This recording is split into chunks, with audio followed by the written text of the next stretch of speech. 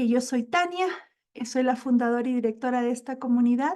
Siempre es un honor contar con cada una de ustedes, con cada uno de ustedes. Sé que algunos, y agradezco que estén en vivo para contar con sus preguntas y poder llevar mejor este encuentro, pero para aquellos que están viendo la grabación también, tanto quienes están como quienes no, pueden hacernos todas sus preguntas. Seguramente tienen el número a través del cual han recibido el link. Y si desean consulta o conocer más del trabajo que hace Luciano, pues con todo gusto me pueden preguntar su contacto. Reitero también la invitación a nuestro próximo curso sobre pedagogía curativa que está por comenzar el día lunes. Hola Luciano, bienvenido. ¿Estás por allí? Hola Tania, muy buenas noches. ¿Cómo estás? A ver, ¿dónde estás? Aquí estás. Eh, Qué gusto me da verte. Les comparto que Luciano es psicólogo, es psicoterapeuta oncológico y es un profundo estudioso de la antroposofía. Dirige una rama antroposófica. Él se encuentra en Perú también. Bienvenido, Luciano. ¿Te parece si empezamos? Por supuesto. Muchas gracias. Adelante, entonces. Y gracias por la atención a los participantes. Eh, Diagnóstico pedagógico curativo. ¿Por qué un diagnóstico pedagógico curativo y no solamente un diagnóstico clínico convencional? Si partimos de esa idea, entenderemos que hay una diferencia sideral entre ambas posturas.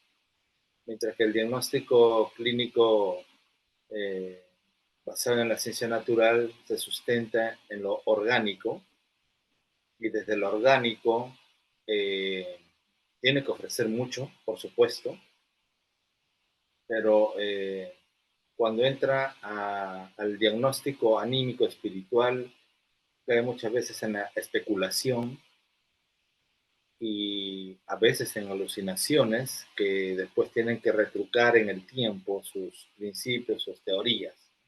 Y por eso cada cierto tiempo van cambiando teorías. Ahora está de moda la teoría de la neurodivergencia. Dentro de un par de años el término neurodivergencia va a ir al tacho y aparecerá otro término. Y así sucesivamente.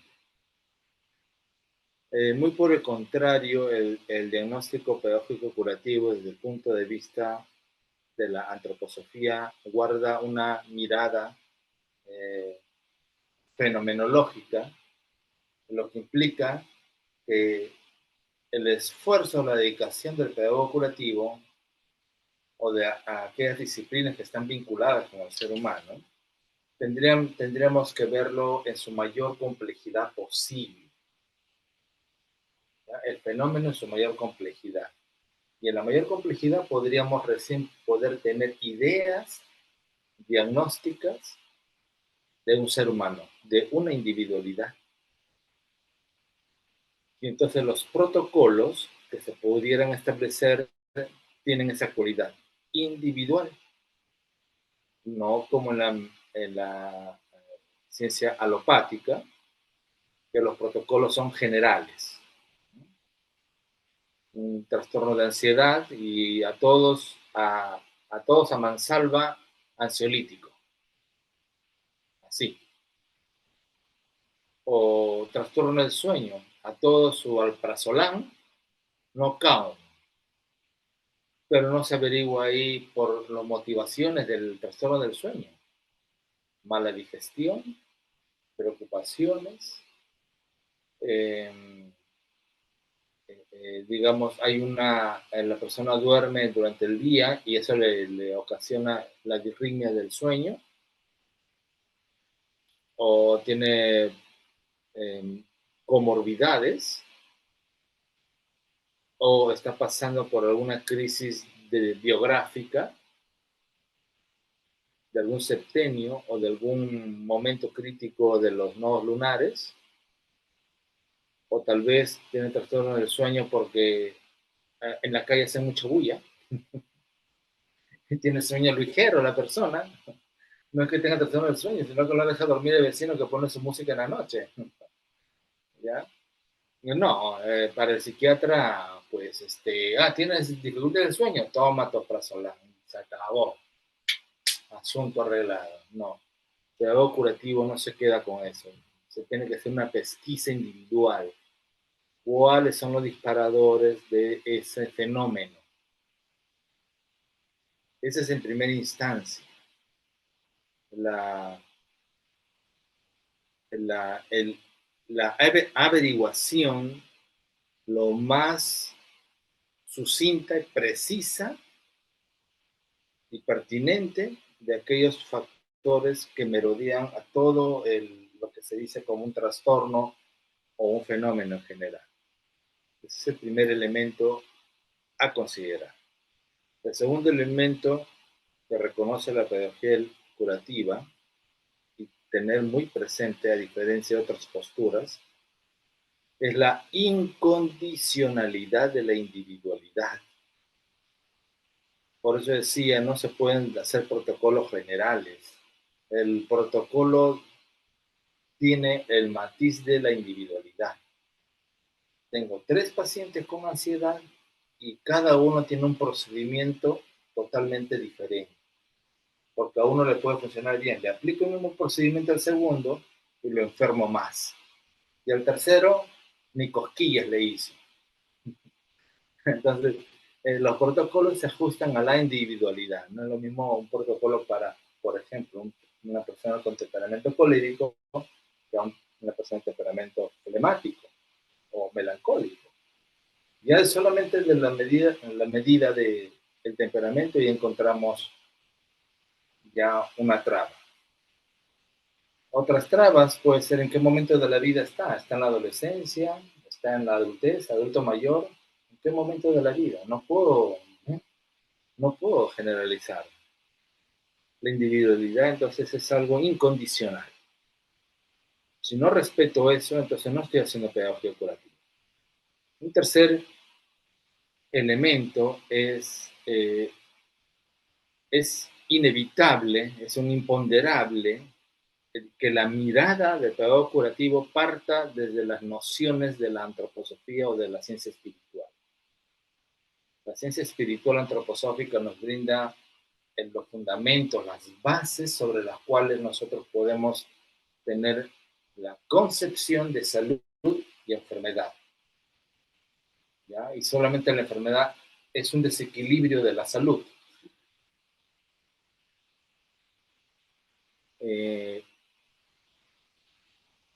Un siguiente elemento muy importante, muy diferente, por ejemplo, yo lo he visto mucho en la medicina alopática, que supuestamente son científicos cuando están en los hospitales, en las clínicas, etcétera, pero en los fines de semana van a golpearse el pecho, van a sus ceremonias eclesiásticas, religiosas, ¿no? Y muchas veces traen esas cosas hacia la consulta. Pues no es que el antropósofo sea un ateo, en lo absoluto. Tiene sus inclinaciones, puede tener sus inclinaciones eh, por alguna inclinación de alguna religión, pero eso no interfiere con su trabajo. No, ninguna creencia, ningún credo debe intervenir en la labor del pedagogo curativo. Si mi procedimiento implica que la persona deba tomar café, y a pesar que yo pueda ser mormón, entonces si esa persona necesita inevitablemente tomar café porque es parte de su proceso curativo, entonces debo prescribirle y no quedarme con el dogma, no, café, no, está prohibido, no se puede. Por ejemplo, ¿no? Entonces, no vamos con creencias ni con credos. Otro elemento es la libertad, el libre albedrío, que es la cuarta dádiva que tiene el ser humano. La primera es el andar erguido.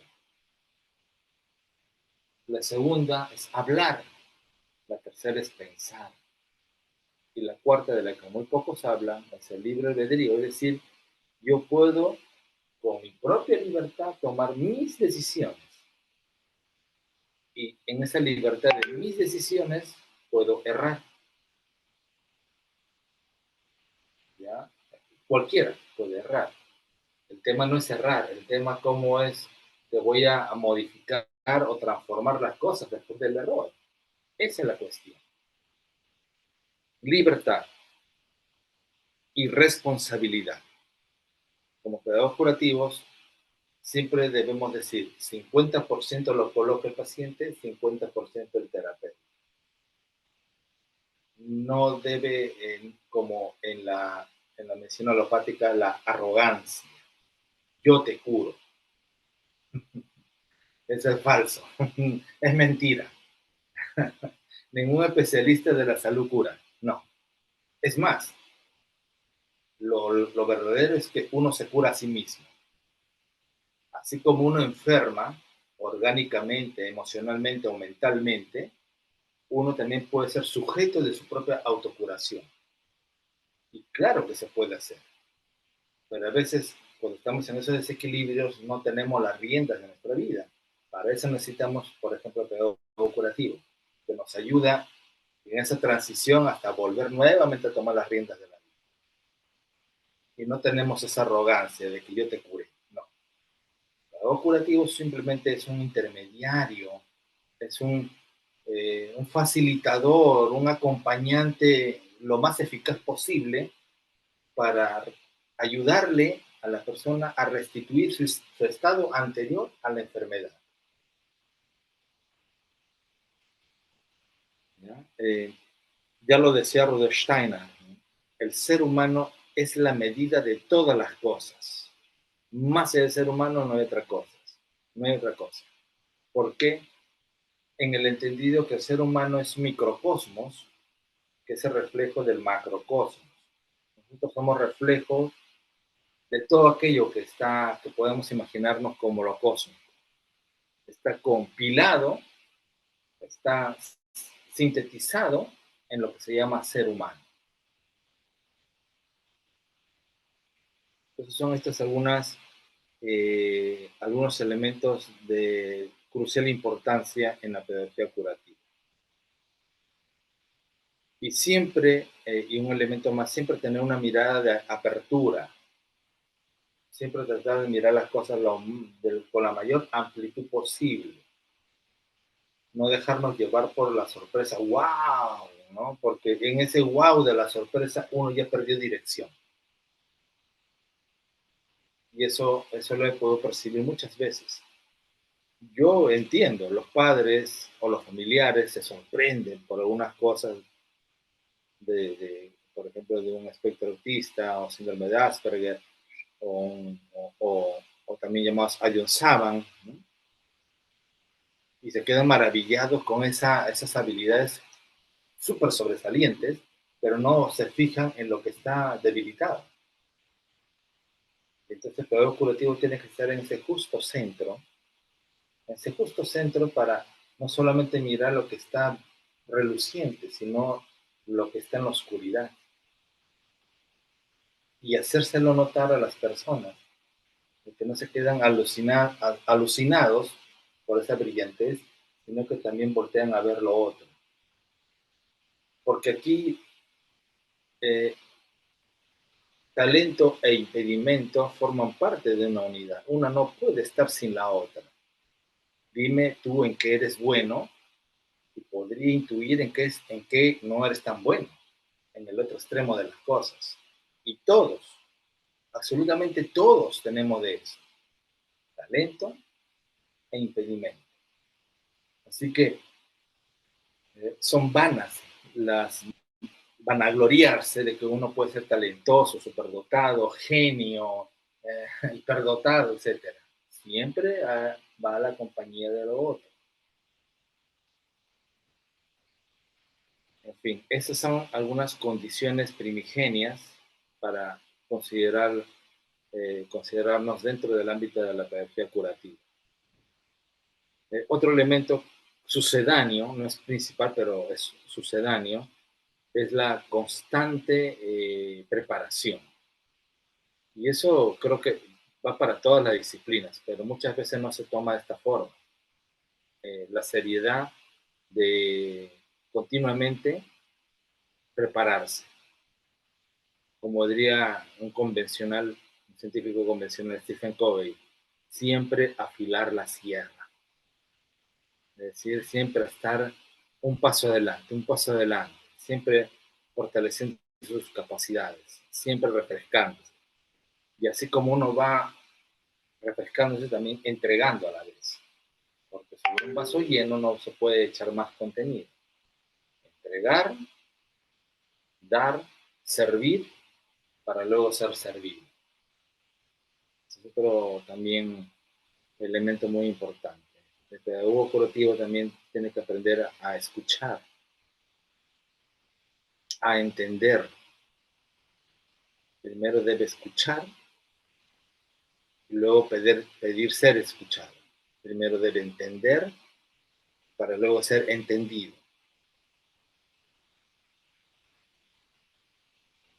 Vamos a dar un par de pinceladas sobre unos elementos de la pedagogía curativa. Si vemos en la triformación del ser humano, somos un ser de cabeza, tronco y extremidades, o de pensar, sentir y voluntad, ¿no? Que es la tria principia, o la trimembración también la llamamos. Solamente con esa imagen podemos hablar muchísimo sobre la pedagogía curativa. Por ejemplo, en torno al habla, solamente hablando del habla, el desarrollo del habla. Eh, ¿Cómo trabaja la terapia del lenguaje convencional? Trabaja directamente mecánicamente en el habla. Claro, los niños aprenden a hablar, pero vean cómo hablan, como robots, mecánicamente, soy un cyborg, ¿no? Algo así. En realidad, mucho se dice de que es un problema neurológico, un problema de cefálico, ¿no? Pero en realidad, un problema del habla, en realidad es un problema del movimiento, es un problema psicomotriz. ¿Ya? Ese es un principio. Es decir, es al revés. Nosotros pensamos al revés de lo que piensan la ciencia alopática. ¿Ya? La ciencia alopática piensa que el problema está acá arriba, en la cabeza, y no. Nosotros decimos que está aquí abajo, porque recién está en su proceso madurativo el ser humano. Y claro, tenemos que entender que hay dos procesos importantes. Uno es el camino, lo pongo esta flecha grande, el camino de la encarnación. ¿Ya? Nosotros venimos a la tierra para encarnar en la tierra, es decir, para habilitarnos como seres humanos. Y esa habilitación como seres humanos toma su tiempo, no es algo que instantáneo. El ser humano nace extrauterinamente inmaduro. Para caminar solamente le toma más o menos un año para aprender a caminar. Y así, cada facultad, maduración de los órganos, etcétera, tiene su ritmo. Y el otro elemento que acompaña este proceso, que van de la mano, es la discriminación.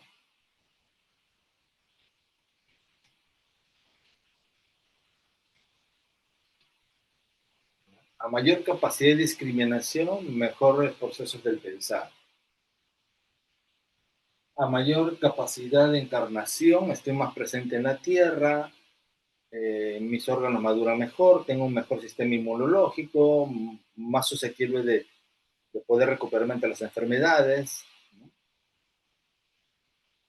Y eh, la discriminación es una cualidad fundamental de este polo, el polo superior.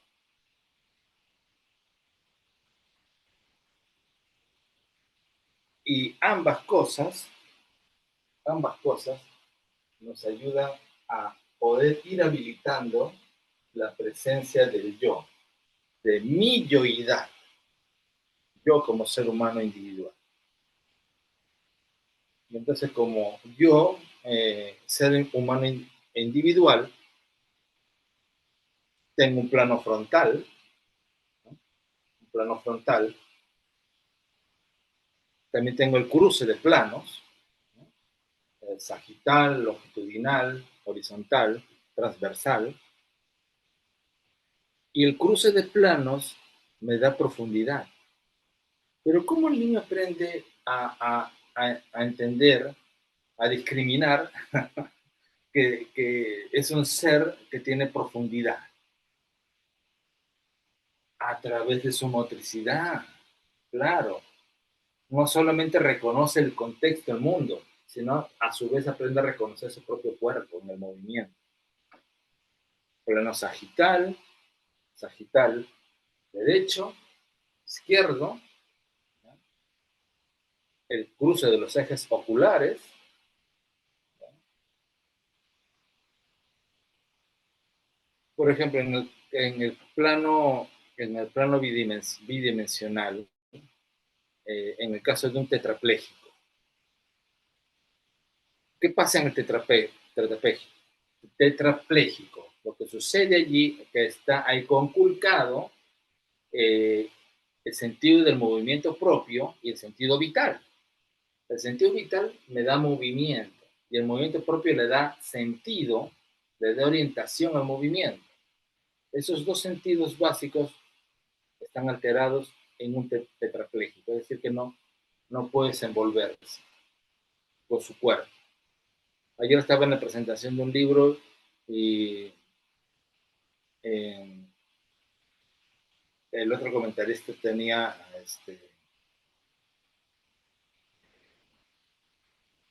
una enfermedad degenerativa, ¿no? Que lo hace tener espasmos en todo el cuerpo, ¿no?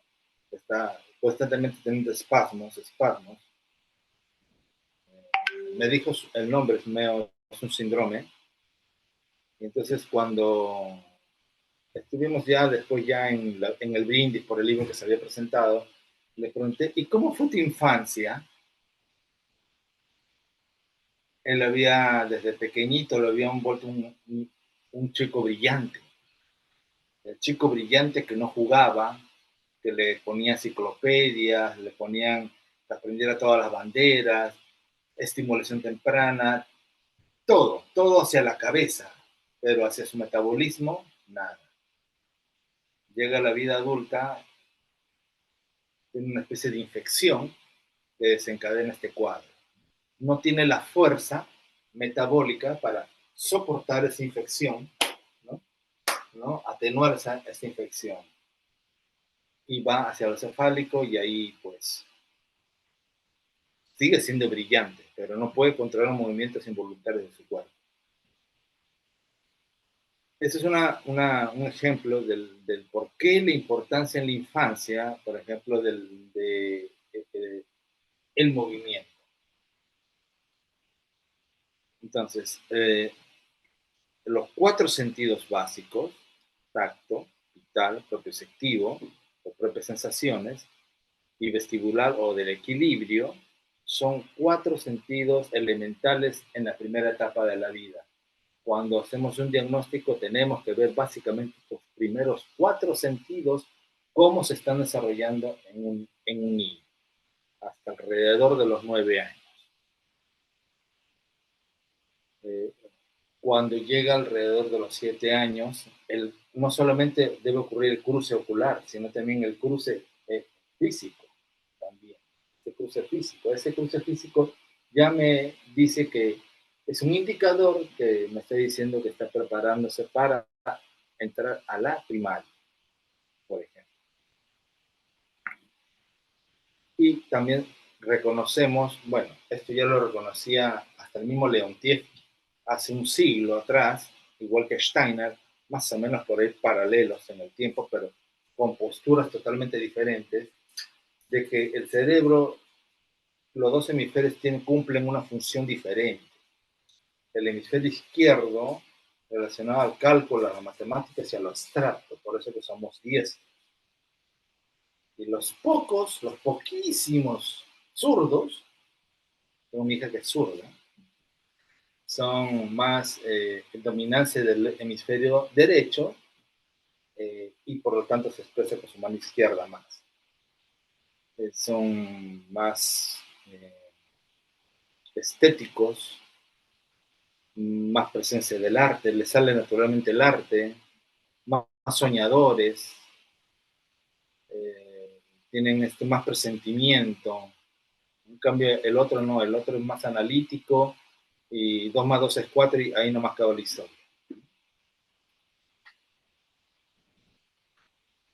Entonces, nosotros aprendemos a andar y el andar es importante porque con el andar podemos asir, podemos tomar las cosas del mundo. Vean a un niño pequeño, cuando se levanta sus pies se dirige con las manos hacia los objetos, hacia las cosas que están a su alrededor. Y al asir viene la mirada dirigida hacia la mano, de lo que quiere tomar, hacia lo que quiere dejar. Andar, asir, mirada es la vivencia espacial de las 3 dimensiones. Es decir, el ejercicio de la tridimensionalidad. Imagínense algo tan primigenio en un niño de 1 año, 2 años, ya está ejercitándose en la tridimensionalidad. Solo andando, tomando, cogiendo las cosas y observando y dirigiendo su mirada con su mano. En estos tiempos tecnológicos de inteligencia artificial, esto de la mirada dirigida hacia el mundo, ahora no, ahora está la mirada dirigida hacia la pantalla. Y ya las manos no están tan habilitadas, sino los pulgares. Es, es hasta dramático ver a niños de 1 o 2 años ya con celular. Hoy por hoy. Eso va a tener sus efectos nocivos en el desarrollo, por supuesto. Ya de por sí puedo decir que es candidato de primera fila para problemas de aprendizaje. De saque, puedo decir.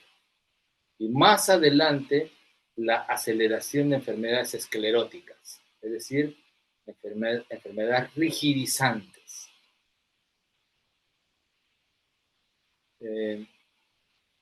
Entonces, el ser humano, su primera etapa de la vida, conquista su cuerpo a través de estos 3 procesos: andar, hablar, pensar. ¿Ya? Luego todo eso lo integra en sus pensamientos, este ir hacia el mundo y volver lo va integrando ya como idea, como concepto, primigenio, ¿no? ¿No? Ah, el gato. Mamá, el gato se te cruzó, ¿no? Entonces, en el plano, hablemos del plano sagital. El sagital, el horizontal, horizontal, ¿no? Y el frontal, que está delante. Esas 3 condiciones son necesarias para andar.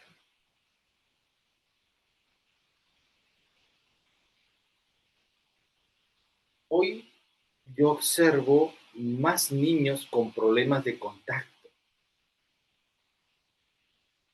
¿Tiene que ver mucho el sentido del tacto en los problemas de contacto? Sí, pero hay algo, una cuestión más preocupante que el tema del sentido del tacto, por la preeminencia de muchas cesáreas. Hay otros elementos que están deteriorándose para beneficio del desarrollo del niño. Uno es, ahora hay menos espacio para que los niños imiten. cuando está frente a un televisor, frente a una tablet, frente a un celular, el niño no está imitando. Y imitar es el principal recurso de aprendizaje de un niño menor de 9 años. Eso está en caída libre. Cada vez ve menos imitación y es escalofriante. Lo segundo, que va juntamente con la imitación, el juego. Cada vez los niños juegan menos con su cuerpo. Decirles a los niños, vamos a jugar a chapadas. ¿Chapadas? ¿Qué es eso? A las escondidas, ¿qué es eso? A la momia, ¿qué es eso? Vamos a jugar a la carretilla, a rodar, a trepar un árbol. Nada, vamos al campo. Hasta por una hormiga se asustan. ¡Ay, auxilio, la hormiga! ¿No? Se asustan de la hormiga, de la salamandra, de la abeja, la avispa. Cada vez se están discapacitando más los niños. No hay ese contacto con el mundo. Y el tercer elemento, la inclinación hacia el entorno. Y claro, ahora, por ejemplo, acá Lima está creciendo verticalmente. Crece vertical porque ya no hay dónde crecer. Entonces hay menos espacios verdes y los pocos espacios verdes son para los adultos. No hay espacios para la niñez. Hay más cemento, hay más asfalto. Entonces, ¿qué inclinación hacia el entorno puede tener un niño donde todo lo ve igual, cemento y asfalto, y carteles de publicidad por todos lados, y ruido, bulla? Entonces hay que irse lejos de las urbes, hay que irse hacia la periferia. En el caso de Lima, irse a Chosica, Huampaní, Pachacama, Cieneguilla, Antioquía, lugares donde pueden encontrar la naturaleza, el contacto con el mundo. Y un cuarto elemento mencionaría, forma parte de mi experiencia. Vean a los niños cuando están con artefacto electrónico, niños menores de 9 años. No sonríen, están petrificados. ¿Ya? Y ese es un elemento importantísimo. Sonreír. Cuando se sonríe, el niño estimula su sistema nervioso simpático, es decir, sistemas de anabolismo, de vida. Pero si está todo así como zombie, es puro sistema nervioso parasimpático, puros procesos de muerte. Eso es lo que tenemos, eso es lo que hay.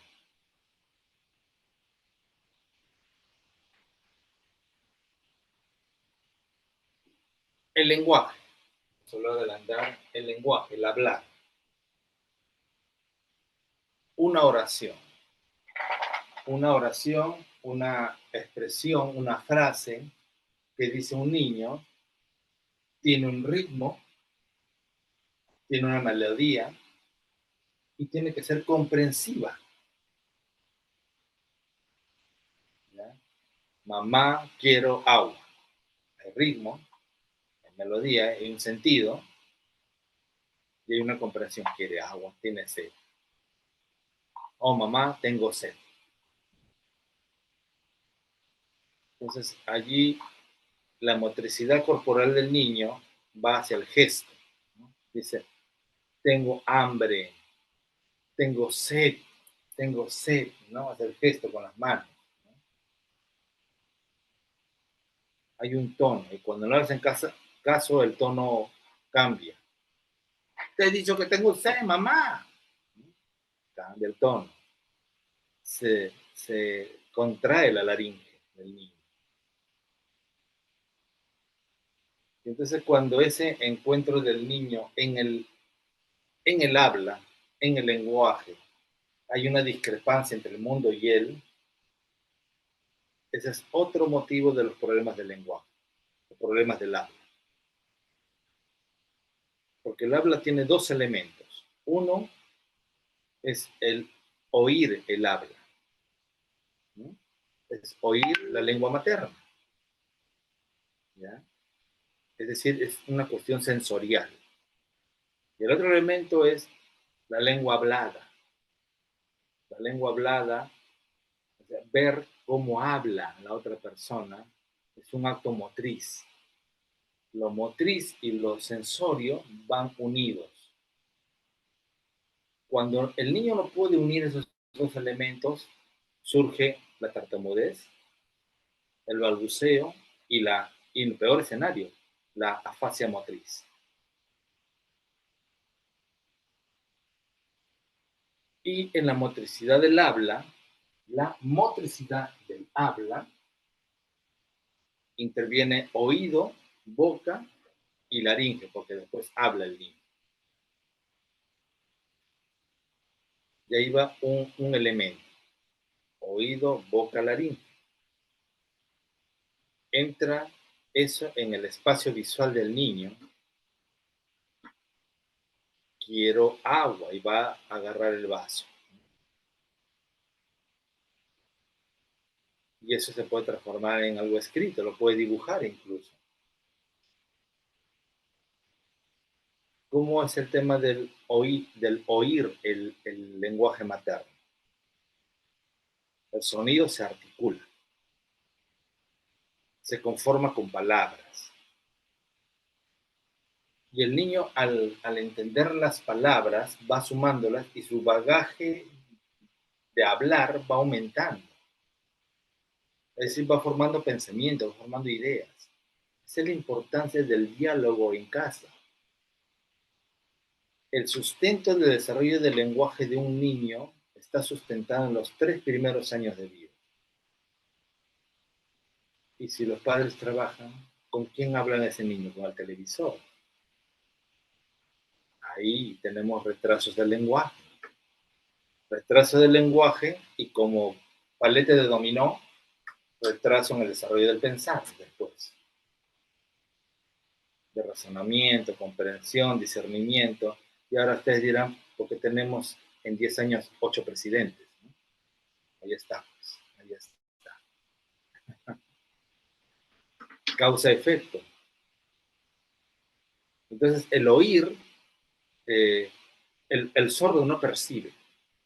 ¿Ya? El sordo no percibe el sonido, no percibe la lengua. ¿Ya? Y el oír surge en el mundo de la luz.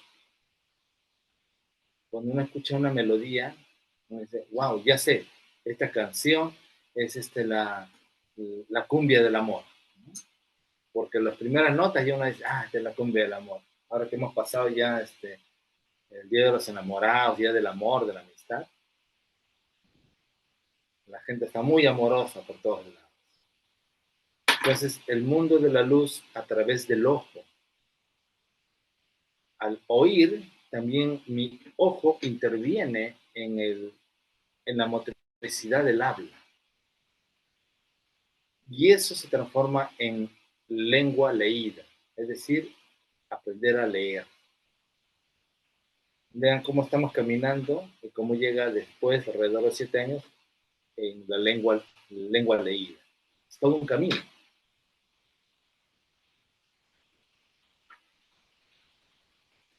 Solo para mencionar algunos elementos de lo que trabaja la pedagogía curativa. Si estas cuestiones lo tuvieran presente los terapeutas ocupacionales de rehabilitación física, no me cabe la menor duda que cambiarían sus procedimientos de una forma radical. Me estoy refiriendo a los convencionales.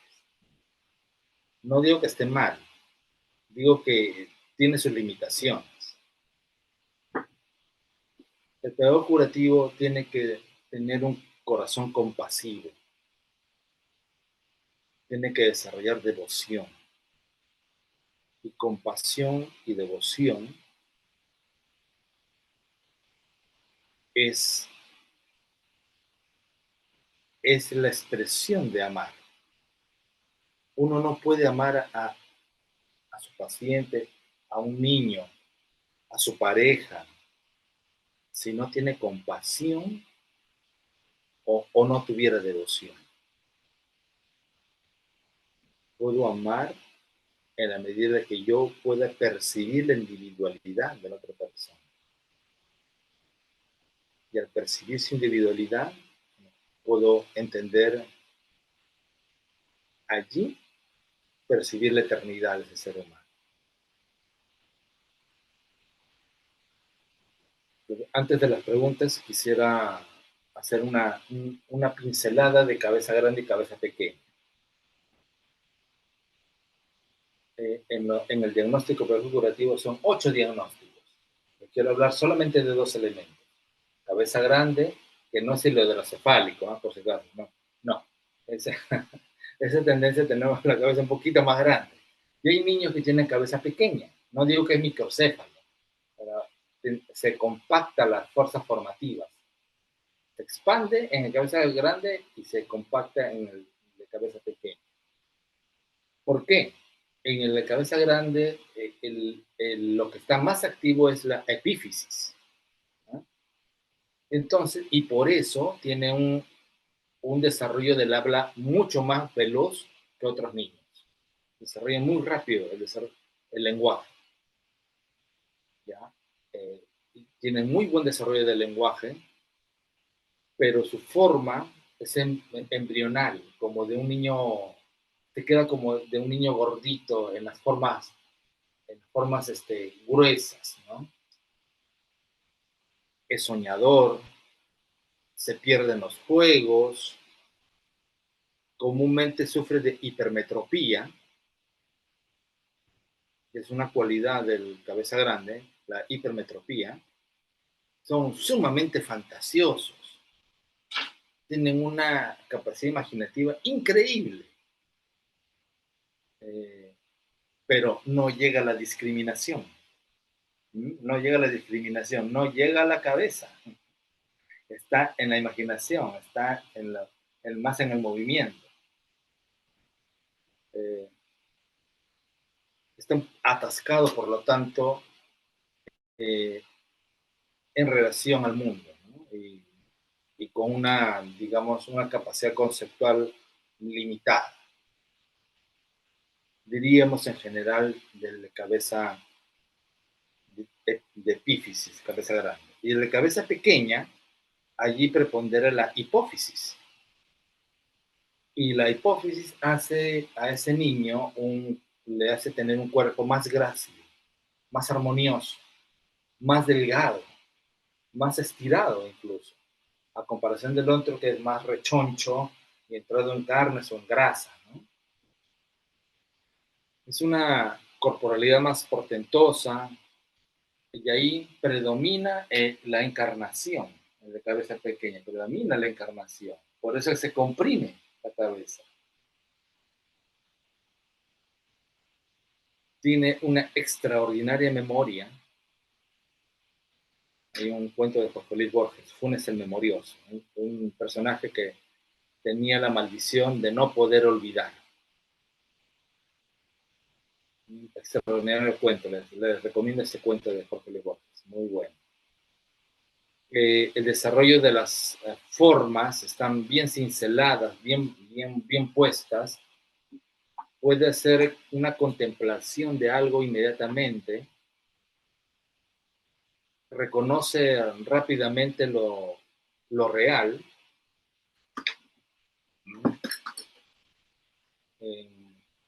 rápidamente madura su figura. Entonces, esas son dos imágenes contrarias entre cabeza grande y cabeza pequeña. Entonces, de ahí uno se puede preguntar, ¿y la pedagogía curativa qué va a hacer? Ah, muy buena idea. ¿Qué hacemos con el de cabeza grande, que es fantasioso, imaginativo? Le colocamos lo que le falta y que le sobra al de cabeza pequeña: memoria. Y al de cabeza pequeña, lo que le sobra al de cabeza grande: imaginación, fantasía. Para de cabeza pequeña, la imaginación, la fantasía es algo árido, le cuesta, lo sufre. pero lo necesita. Si no se queda en los números, en los cálculos, tempranamente ya quiere aprender a aprender ajedrez, ¿no? Y cosas así complejas.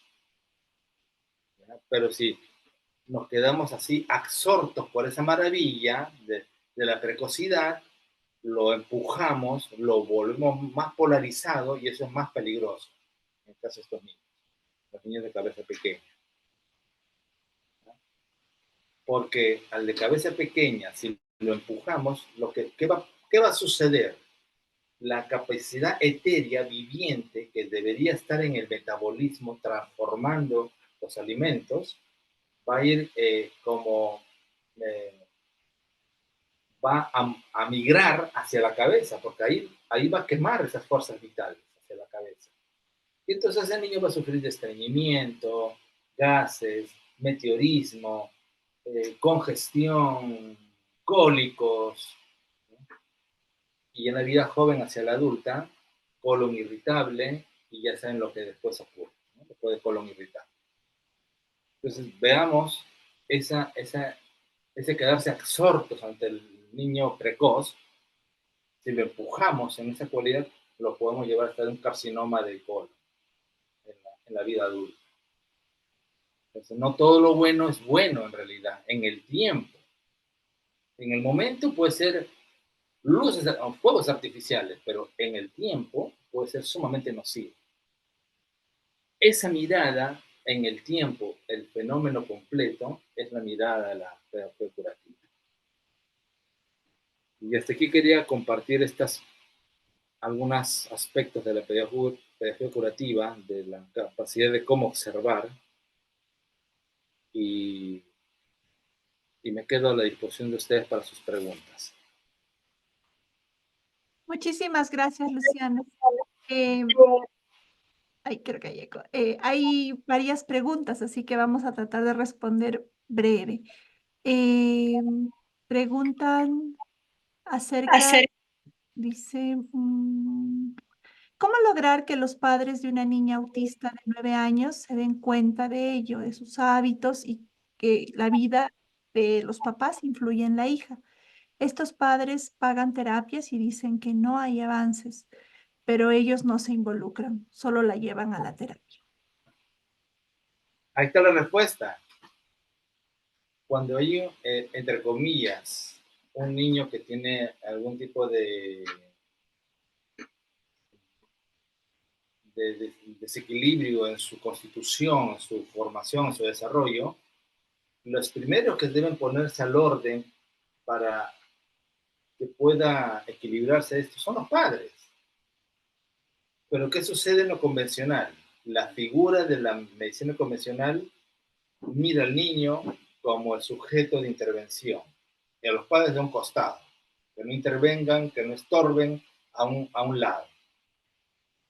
Y eso no es de ahorita. Desde que tengo noción del tiempo, desde que yo tengo noción, y desde mucho antes incluso. Entonces existe esa cultura de que el responsable es el niño. Y no. Aún así teniendo como el espectro autista, síndrome de Down, eh, un secuelas de PCI, parálisis cerebral infantil, a pesar de, o cualquier otra que nos podemos imaginar, aún así, y mucho más, los padres tienen que ser mucho más activos, mucho más presentes, porque si no, no va a funcionar. Los padres van a tirar su dinero por la ventana y no va a funcionar. ¿Ve? Los padres deben entender que son los que tienen que estar primero en la fila. En segundo lugar, el niño, con sus dificultades. Es decir, hay que invertir la figura. Bien, y acerca de la tartamudez en adolescentes, niño de 14 años, ¿influyen las terapias? ¿Le ayuda a hacer homeschooling? ¿O a qué se debe el frenillo lingual?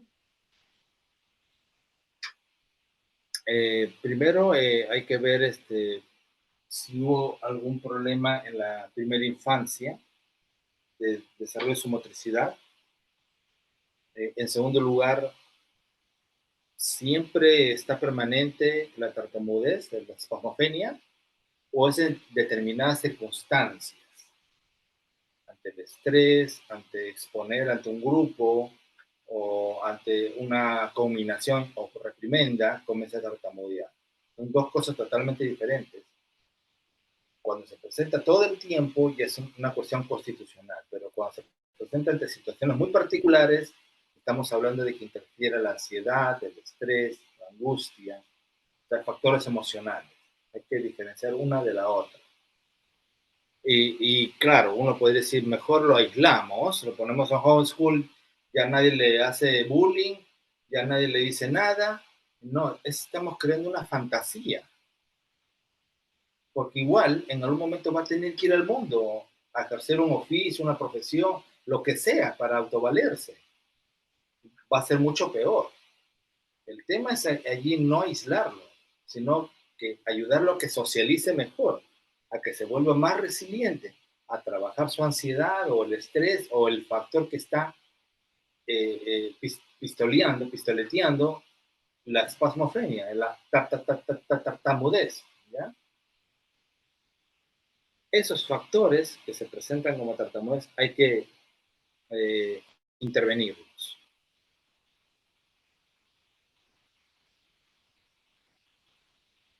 Y acerca de que los niños hablen muy fuerte, con el tono muy alto, o cómo supera el frenillo, pregunta. Ya, ahí entramos a la tecnología. Vean, vean cómo están los niños, están mudos, como zombies frente a la pantalla. Y cuando salen de la pantalla, comienzan a levantar la voz. Si uno está a 3 metros, es como, habla como si estuviera a 6 metros o 8 metros de distancia. Ya perdió la gradación de la voz en la distancia.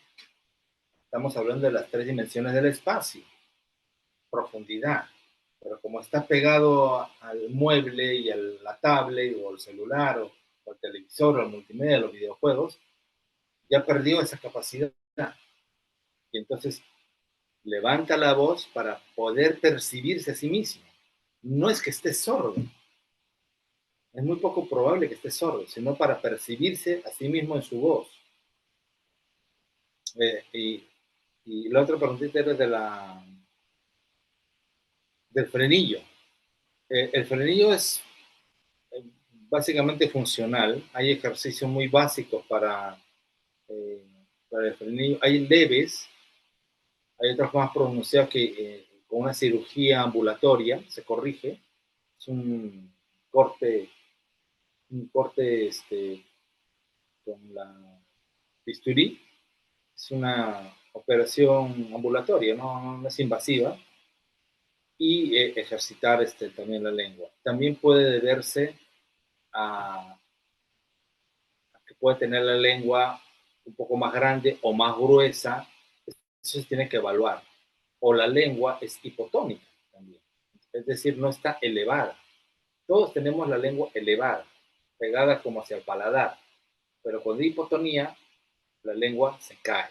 Y ahí vienen los problemas del lenguaje. Y estabas hablando acerca de, bueno, preguntaron acerca del homeschool.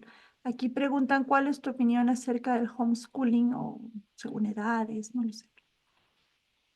El homeschool es una modalidad muy interesante en la medida que lo que se pierde, que es lo social, pueda ser compensado en otros ámbitos.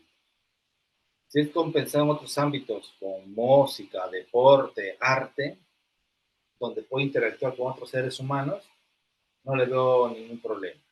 Pero si es el homeschool estrictamente y no hay nada afuera y va a estar encerrado en cuatro paredes, eso es muy peligroso. ¿Ya?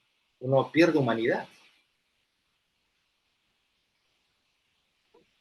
Y tenemos dos últimas preguntas ya para cerrar. Una es acerca de la tecnología y los adolescentes que están muy aferrados. ¿Cómo los podemos ayudar a dejar ese hábito? Es que tenemos que partir de una idea. Por acá está. Yo siempre le digo a los muchachos, este no es un juguete, no, este es un artefacto de comunicación, originariamente es eso. Y tenemos que empezar con la verdad ante el adolescente. Lo objetivo es para comunicarse, no para estar ahí entrando a triple X y cosas así, ¿no? ¿Ya? U otras cosas más. Y cuando llegue esto a un adolescente, debe llegar como ha sido antes. Todas las cosas que han llegado a niños. ¿Cómo ha sido antes? Reglas. Y las reglas van a permitir que se formen buenos hábitos. Si llega esto sin reglas, sin un horario, esto es como dar una metralleta a un mono. ¿Ya? Entonces tiene que haber reglas. Por ejemplo, lo que voy a decir no es para que lo hagan tal cual, sino es un ejemplo. Llega de la escuela, almuerza, descansa un ratito, puedes coger el celular. 6 en punto, está en mi velador de mi dormitorio o está en la sala, se queda esto. Este celular no entra a tu dormitorio. No, no entra al dormitorio. Si esto entra al dormitorio, fatal, fatal, porque ese muchacho, esa chica, 1, 2, 3 de la mañana despierta. ¿Ya? Y cuando entró ese celular al dormitorio, quíteselo. Ajá. Saque el Wi-Fi. Ay, lo vuelve a instalar. Cámbiale la clave, rompe la clave. Llegó el infierno a su casa. Ponga horario. Ponga la rutina bien establecida. Y el adolescente, claro, si lo quiere tener, lo va a tener, pero bajo reglas clarísimas. Y no lo estoy castrando, al contrario, le estoy ayudando a poder, esto al principio no lo va a poder dominar, pero si yo le pongo reglas, él va a aprender a generar resiliencia y cuando sea un joven, cuando entre a la universidad y le ofrezcan cocaína, y va a decir no, gracias. ¿Sí? Si no aguanta esto en la adolescencia, estamos abriendo una puerta grandota para las adicciones. No solamente se trata de esto, se trata de la adicción, comportamiento adictivo. Antes era el alcohol y el cigarrillo. Ahora el ingreso a las adicciones es este aparato. Hoy por hoy. Estamos jugando eso con nuestros adolescentes, en realidad.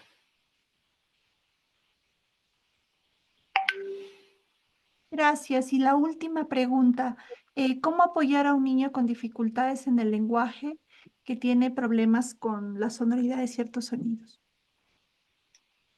Es un niño hipersensible. Entonces, es un niño, eso está en el diagnóstico de patología curativa, pobre en sulfuro. Como un niño de pobre en sulfuro tiene una sensorialidad muy a flor de piel, ¿ya? Ahí es candidato para el abordaje con pedagogía curativa en sí, con medicamentos antroposóficos o homeopáticos, medicina china también puede ser, que ayudan a, digamos, a resistir un poco más lo que venga hacia él. Y lo que venga hacia él es inevitable. Es inevitable ver, es inevitable escuchar, es inevitable oler, es inevitable saborear o palpar, es inevitable. Lo que tenemos que es desarrollar esos sentidos eh, a través de medicamentos, ya que no lo ha podido desarrollar por su condición. Entonces, esa hipersensibilidad también podría estar relacionado a algún tipo de trastorno de desarrollo, sí. En algunos niños con espectro autista ocurre eso, esa hipersensibilidad al sonido, ¿no?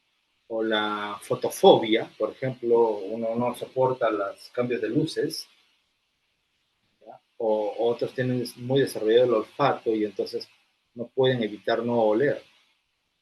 Y hay otros que no huelen nada también, por un producto de una sinusitis, o algo así, está atrofiado el sentido del olfato.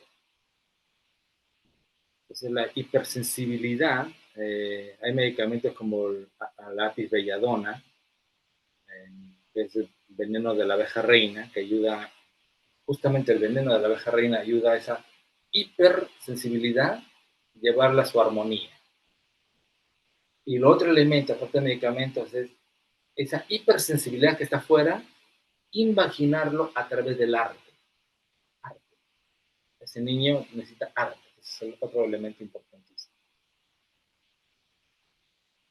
Bueno, llegamos al cierre. Te agradezco muchísimo, Luciano, el haber estado hoy. Les agradezco a cada una de las participantes. También las invito a que se inscriban al curso que está por comenzar. Si tienen cualquier pregunta, no duden en escribir, que pronto les informamos. Bueno, síganos en redes para que estén atentos a estas charlas y a otras que seguramente vienen muy pronto. Un gran abrazo. Nos despedimos por hoy. Gracias, Luciano. Gracias a todos. Adiós. Gracias por estar.